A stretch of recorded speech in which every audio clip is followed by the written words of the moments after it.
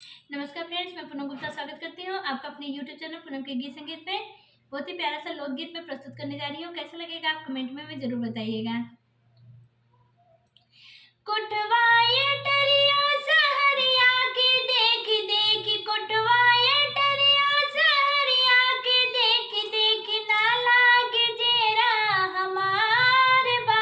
हमरा गवई में रहे का बिचारे बा हमरा गवई में रहे का बिचारे बा। कुटवाए टरिया सहरिया के देख देख, कुटवाए टरिया सहरिया के देख देख, ना लागे जेरा हमारे बा हमरा गवई में रहे का बिचारे बा हमरा गवई में रहे का बिचारे बा। छोटी मोकी रहली त बकरी चरावली, छोटी मोकी रहली त बकरी चरावली, तलवा तलैया में मछली बझावली, तलवा तलैया में मछली बझावली, अमवा के पेड़वा पे ओलपात खेलली, अमवा के पेड़वा पे ओलपात खेलली, जहवा भूतवाई नार बा हमरा गवई में रहे का बिचारे बा हमरा गवई में रहे का बिचारे बा। जो के सतुआ पुड़ियवा बना के, जो के सतुआ पुड़ियवा बना के, भौजी की आवेली भैया के जाके, भौजी की आवेली भैया के जाके, भौजी की अखियाँ से बहत बड़े लोरेवा,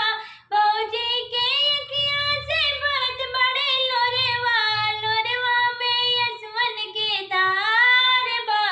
हमरा गवई में रहे का बिचारे बा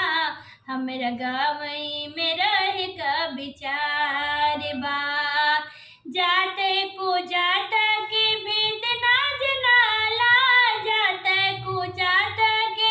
भेद ना जनाला, नाऊ कहत बाटे पंडित के काका, नाऊ कहत बाटे पंडित के काका, कोई रे कहत बाटे कानों के भैया, कोई रे कहत बाटे कानों के भैया, राजपूतवन के धोबिया यार बा हमरा गवई में रहे का बिचारे बा हमरा गवई में रहे का बिचारे बा। कुटवाए टरिया सहरिया के देख देख, कुटवाए टरिया सहरिया के देख देख, ना लागे जेरा हमारे बा हमरा गवई में रहे का बिचारे बा हमरा गवई